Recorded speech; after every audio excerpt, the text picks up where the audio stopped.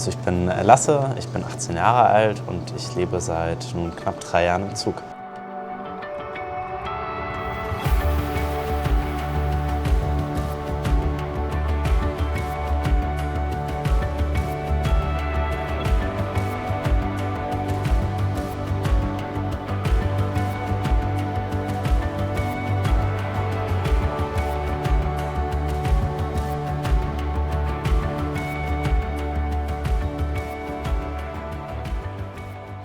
Ja, also die Idee für das Leben im Zug kam mir im Sommer 2022, nachdem ich meinen Realschulabschluss gemacht hatte. Eigentlich war mein Plan, eine Ausbildung als Programmierer zu beginnen. Es wurde aber leider kurzfristig abgesagt und dann erinnerte ich mich zurück an ein Video, so eine Reportage, die ich kurz zuvor gesehen hatte, über jemanden, der im Zug gelebt hatte. Und das war erst nur so eine Idee und dann hat sich diese Idee immer weiterentwickelt. Keine 2 Wochen von der ersten Idee war ich bis zur Umsetzung und hatte mir die Bahncard 100 gekauft. Und am 8. August 2022 habe ich dann mein Leben im Zug gestartet. Eigentlich geplant für 1 Jahr, nun bin ich im 3. Jahr und es ist noch kein Ende in Sicht. Also es gefällt mir auf jeden Fall weiterhin auch und es ist aktuell mein Traumleben, was ich mir vorstellen könnte. Wir fahren jetzt nach Frankfurt. Das hat sich irgendwie spontan ergeben, weil irgendwie der Zug nach Frankfurt recht leer war. Der beginnt nämlich in Leipzig. Alle anderen, die Richtung München und auch Hamburg waren, irgendwie mir zu voll. Und dann dachte ich, kann man halt nach Frankfurt fahren. Man nimmt halt den Zug, den man bekommt. Und was machst du dann, wenn wir angekommen sind in Frankfurt? Was ist dann der Plan? Wird zum Mittagessen passen. Also man könnte in die DB Lounge gehen und Mittagessen. Das wäre eine Möglichkeit. Genau, und ansonsten irgendwie weiterschauen, was fährt von da. Man kann auch Frankfurt anschauen, wie das Wetter da gerade ist. Ja. Das war noch eine entspannte Zugfahrt. Heute circa 5 Minuten später von Gleis 8. RB 68 nach Wiesloch-Walldorf. Ja, in die DB Lounge. Da kann ich kostenlos Mittag oder auch Abend essen und genau, und auch einfach auf den Zug warten.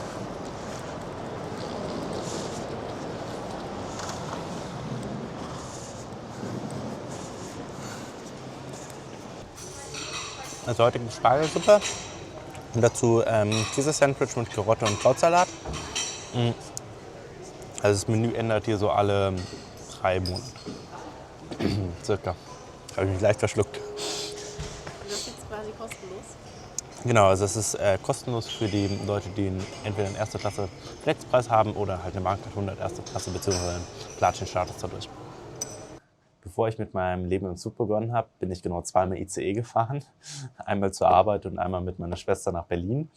Das heißt, ich hatte auch gar keine Erfahrung, wie ich mit dem Zug fahren, habe aber dann trotzdem den großen Schritt gewagt und mir diese Bahncard 100 gekauft, was ja durchaus auch eine Bindung für 1 Jahr ist. Und ich wusste, es gibt jetzt kein wirkliches Zurück mehr. Und habe dann meine erste Nachtfahrt gemacht. Ich bin mit meiner Mutter noch nach Hamburg gefahren und hatten wir einen schönen Tag in Hamburg. Dann bin ich auf meine erste Nachtfahrt, das war mit dem ICE 619 von Hamburg übers Ruhrgebiet bis nach München durch die Nacht. Und ich habe die Nacht kaum geschlafen. Ich bin morgens in München aufgewacht, weil ich dann doch irgendwann noch mal ein paar Minuten Schlaf gefunden habe und hatte extreme Bauchschmerzen. Habe mich in ICE Sprinter zurück nach Hamburg gesetzt und bin wieder zu meinen Eltern gefahren. Habe es dann wieder probiert und irgendwie hat es wieder nicht funktioniert und dann immer wieder. Und dann habe ich mal 2 Nächte hintereinander im Zug geschlafen, dann 3, dann 4 und immer so ging es dann weiter, bis ich dann irgendwie auch gelernt habe, wie das Leben im Zug funktioniert, weil ich hatte halt vorher wirklich gar keine Erfahrung beim Zugfahren. Habe dann halt aber mit der Zeit gemerkt, wie das alles so funktioniert und dann habe ich auch Tipps bekommen, immer mehr Freunde in Deutschland kennengelernt und so bin ich dann auch zu dem Leben am Zug gekommen, wie es halt jetzt ist.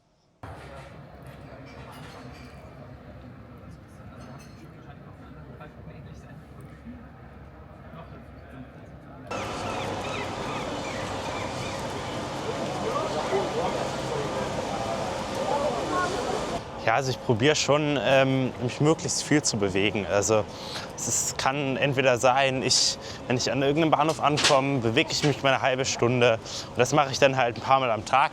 Und dann komme ich auch auf meine 10.000 bzw. teilweise sogar 15.000 Schritte am Tag. Und das probiere ich schon jeden Tag, also mich zu bewegen, da einen Ausgleich zu schaffen. Für meine Bahncard 100 in der ersten Klasse zahle ich 5.888 €. Das ist jetzt erstmal eine Menge Geld, aber da sind halt auch einige Leistungen mit drin.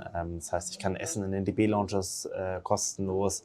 Ich muss kein Wasser zahlen, kein Gas, nicht heizen und sowas. Das heißt, es ist natürlich auch einige Sachen im Vergleich zu einer Wohnung sind halt direkt mit drin. Insgesamt kostet mich mein Leben im Zug so circa 10.000 € im Jahr, grob überschlagen. Das ist ähnlich teuer wie vielleicht eine günstige Wohnung in irgendeiner Stadt. Allerdings habe ich aktuell auch gar keine Bestrebung, in einer Wohnung zu leben. Von daher hinkt dieser Vergleich für mich auch irgendwie.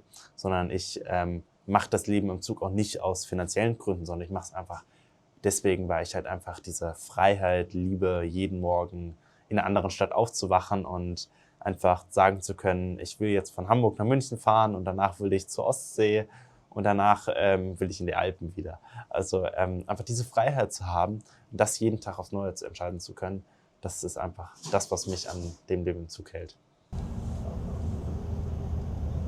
Also ich bin selbstständiger Softwareentwickler. Ich entwickle iOS-Apps, also Apps fürs iPhone. Und das kann ich ganz gut von unterwegs aus machen. Wenn das Internet mitspielt, das ist meistens die größte Herausforderung. Aber das klappt meistens auch schon, jedenfalls auf den allermeisten Strecken. Von Berlin nach Dresden würde ich jetzt zum Arbeiten nicht fahren. Da weiß ich, das Internet funktioniert nie. Aber ansonsten arbeite ich dort halt ganz gerne mal im Zug oder in der DB-Lounge und habe halt verschiedene Auftraggeber und entwickle dort Apps. Ansonsten arbeite ich noch für Siemens Mobility aktuell, da zeichne ich Streckendaten auf. Genau, das ist ganz interessant und bin halt auf selbstständiger Basis. Das heißt, ich bin da auch recht flexibel, was die Arbeitsanteilung angeht. Ja, also heute Nacht ist der Plan, den ICE 29 von Frankfurt nach Hamburg zu fahren. Ob das klappt, ist noch fraglich. Der soll heute Nacht ein Wagen fehlen, was eigentlich im festen Zugverbund nicht sein kann. Deswegen glaube ich eher, dass der Wagen gesperrt ist aufgrund technischer Probleme. Deswegen, weil es halt nur 2 Wagen der ersten Klasse gibt, kann es halt voll werden. Deswegen schauen wir einfach mal, ob das klappt. Wenn nicht, dann habe ich noch eine Alternative. Das ist der ICE 4 von Frankfurt 11 Minuten später nach Berlin. Genau, das wäre die Idee. Aber den präferiere ich aktuell nicht, von daher, ich hoffe, es klappt.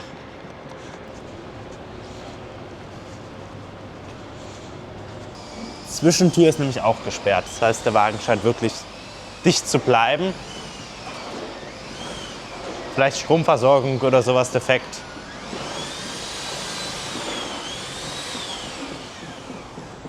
Könnte eng werden. Ich würde jetzt einfach mal ein bisschen abwarten. Wir haben noch ein bisschen Zeit, bis der Zug fährt. Der Nachteil, wenn es voll ist, ist halt einfach, dass jede Person beim Schlafen im Abteil, also ich nehme 3 Sitzplätze ein, habe aber eigentlich nur Anspruch auf einen Sitzplatz.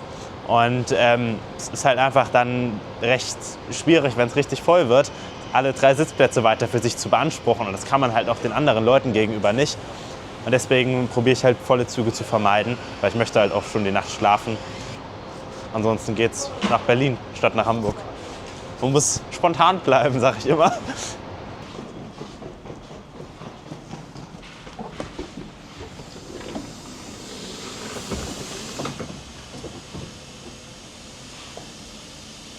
Hat es hier durchgeregnet? Das ist nicht normal. Aber ja, komm einfach rein. Ich mache die Türen danach immer grundsätzlich zu, damit niemand anderes reinkommt.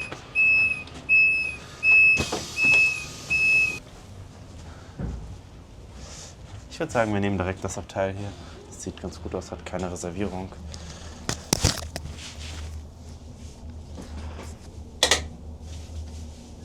Jetzt ist ja Licht.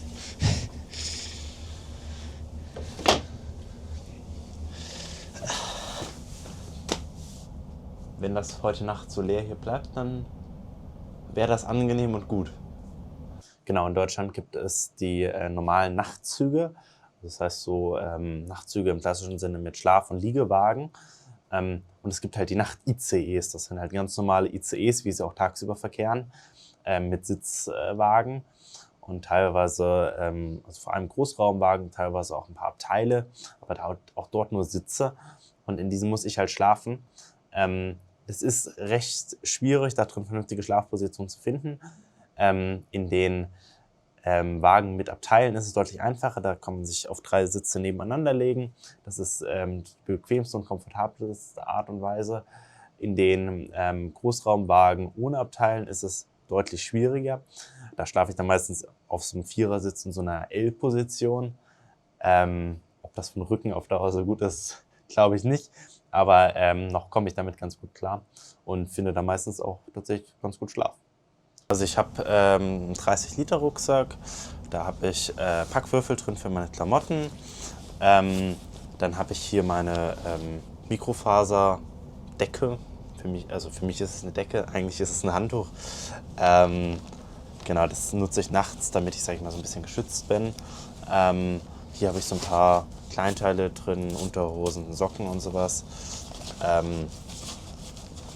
Alles sehr minimalistisch, nur in der Anzahl, wie man es auch wirklich benötigt. Hier habe ich Zahnpasta, Zahnbürste, Rasierer und all sowas drin. Dann habe ich noch so ein paar Kleinigkeiten. Das ist noch ein bisschen Tee, Besteck oder auch noch ein Ladestecker, falls man noch mal einen zweiten braucht, Kugelschreiber, Tüten, all sowas, was man halt so noch braucht. Unten drin habe ich noch eine Sonnenbrille und eine Stirnlampe. Genau, und oben drin die Weste. Aktuell noch ein bisschen was zu essen. An der Seite habe ich eine Trinkflasche hier drin und oben habe ich meine Techniktasche drin. Das ist alles mögliche, Ladekabel für Apple Watch, fürs Handy, für alles mögliche, was man halt so braucht, Adapter und sowas. Ja, also Waschen ist tatsächlich recht kompliziert. Das mache ich meistens mit Handwäsche, beispielsweise in der DB Lounge. Ab und zu auch mal im Waschsalon, wenn wirklich mal viel zusammenkommt nach so einer Wanderung oder sowas, wenn alles dreckig ist. Genau, und dann wasche ich das meistens und hänge das dann zum Trocknen nachts im ICE auf. Ganz normal ein Kleiderhaken, so ein T-Shirt oder sowas, da fällt das auch nicht auf und durch die Luftzirkulation ist das dann auch am nächsten Morgen trocken. Zum Duschen gehe ich ins Schwimmbad, das mache ich aber nicht so super häufig, sondern meistens wasche ich mich einfach nur. Das ist auch ganz gut, oder auch Haare waschen oder sowas geht einfach auch in der DP Lounge im Waschbecken beispielsweise. Man muss ein bisschen kreativ werden, aber auch das geht mit der Zeit ganz gut. Hier ist eigentlich recht entspannt, weil man halt so 6er-Abteile hat und dann lege ich mich halt auf so eine Dreierreihe und dafür kann man einfach die hochmachen, dann die Sitze alle nach hinten stellen, dann kann man auch das Unterteil rausziehen, das kann man dann bei jedem Sitz machen und dann kann man tatsächlich diese Kopfkissen auch noch ganz gut als für die Nacht nutzen, die kann man so mit ein bisschen Druck abmachen. Wichtig ist dabei nur, dass man sie natürlich auch wieder ranmacht. Dann kann man tatsächlich auch ganz gut hier die zum Schlafen nutzen. Und ich hole dann noch meistens meine Decke raus.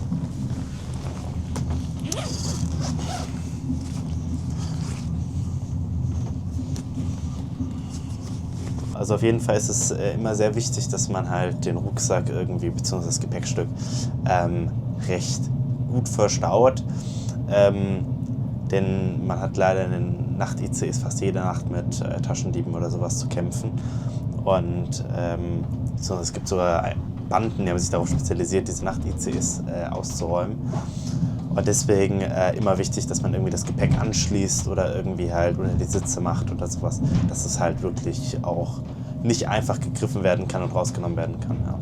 Genau, also die Sicherheit spielt natürlich eine große Rolle. In den Nacht-ICs wird recht viel geklaut, leider. Allgemein, sonst mache ich mir recht wenig Sorgen, aber vor allem dieses Klauen, diese Diebstähle in der Nacht sind eine große Thematik, sind auch eine der größten Herausforderungen beim Leben im Zug.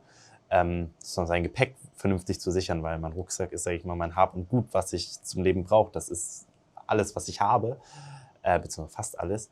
Und darauf lege ich natürlich großen Wert, dass das auch nicht wegkommt. Und da investiert man auch ganz schön viel Zeit rein, beziehungsweise auch muss man auch Techniken lernen, wie man das genau sichern kann. Zum Glück ist mir bisher noch nichts weggekommen, darum bin ich auch sehr froh. Aber leider kriegt man auch jede Nacht mit, dass da Sachen geklaut werden. Das gehört dazu und davon muss man sich halt schützen. Ja.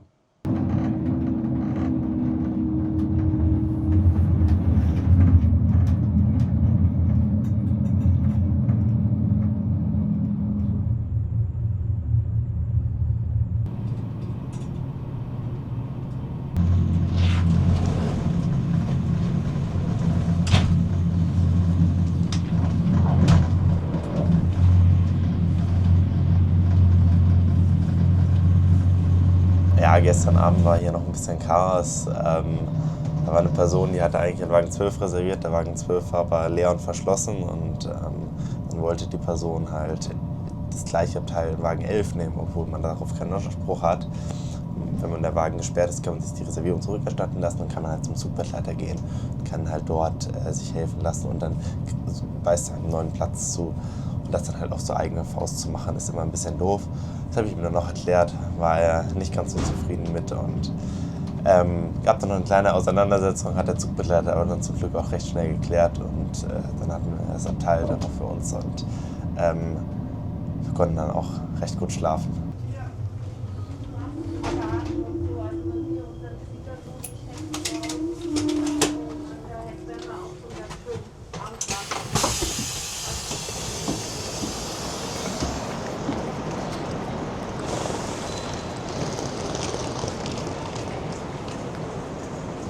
Hamburg Hauptbahnhof ist der Konsum von Alkohol verboten, ausgenommen sind die Gastronomiebetriebe. Jetzt geht es erstmal in die DB Lounge, wie fast jeden Morgen. Können wir frühstücken und da dann mal die weitere Tagesplanung angehen. Bahnhof Hamburg Hauptbahnhof.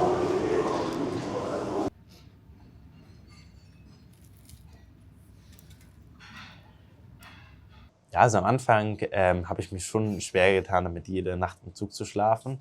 Und da habe ich auch durchaus mein altes Bett vermisst.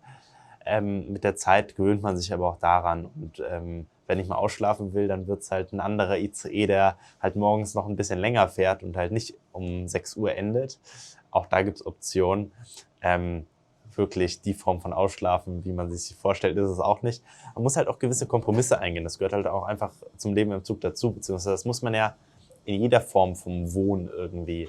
Bei mir ist es halt der Kompromiss, dass ich halt nicht jede Nacht irgendwie ausschlafen kann oder auch jede Nacht ein ruhiges Bett habe, sondern es kann halt auch mal vorkommen, dass ich nachts geweckt werde wegen Fahrkartenkontrollen oder dass der Zug nachts entfällt. All sowas ist halt auch möglich, aber das macht so ein bisschen auch den Reiz vom Leben im Zug aus, weil genau das ist es auch irgendwie, wenn alles immer nach Plan laufen würde, dann wäre das gar nicht mehr so spannend, sondern einfach auch diese Herausforderung, das ist halt auch einfach mein Ding. Ja. So einen wirklichen Rückzugsort hat man nicht, das ist halt einfach auch eine der Schattenseiten vom Leben im Zug.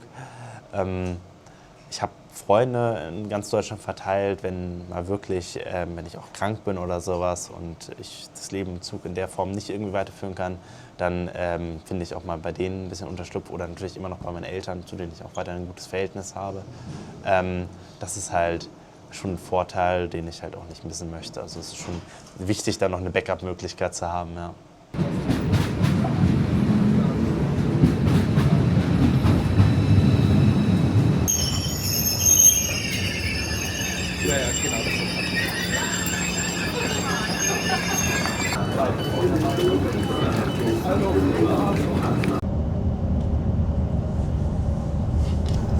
Das Leben im Zug, das bietet natürlich sehr, sehr viele Herausforderungen, aber es ist auch in einer gewissen Art und Weise komfortabel, weil man hat einfach super wenig Sachen, um die man sich selbst kümmern muss. Man muss nicht aufräumen wie zu Hause, man hat nur recht wenig Sachen dabei, all sowas, aber auch so das Essen, das kann ich einfach in der Lounge, ich muss nicht kochen, ich muss mich nicht ums Einkaufen kümmern und auch wenn ich im Bahnhof bin oder im Zug sitze, ich weiß einfach, ich kann jetzt ins Bordrestaurant gehen oder ich kann halt auch einfach, wenn irgendwas passiert, ich habe immer Leute, die sind sozusagen für mich zuständig, die sind irgendwie für mich in einer gewissen Art und Weise verantwortlich. Das heißt, ich bin nie wirklich auch auf mich alleine gestellt. Ich habe auch immer Leute um mich rum Und weiß nicht, das bietet auch schon eine gewisse Art von Komfort. Ja, für andere wäre es sicherlich auch eine Belastung in einer gewissen Art und Weise. Ich sehe es auch als eine Art Komfort, ja.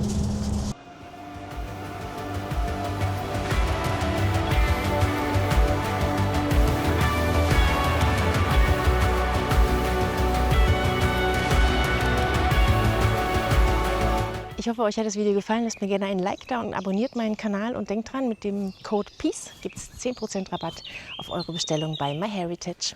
Und wenn ihr noch einen kleinen Blick über den Tellerrand werfen wollt, ich unterstütze mit meinem Verein den Aufbau einer Schule in Uganda. Ein Herzensprojekt, das Kindern echte Bildungschancen ermöglicht. Wenn euch das interessiert, schaut gerne in die Videobeschreibung. Dort findet ihr den Link zur Webseite. Und auf Instagram, TikTok und YouTube nehme ich euch mit hinter die Kulissen. Danke fürs Zuschauen und bis zum nächsten Mal.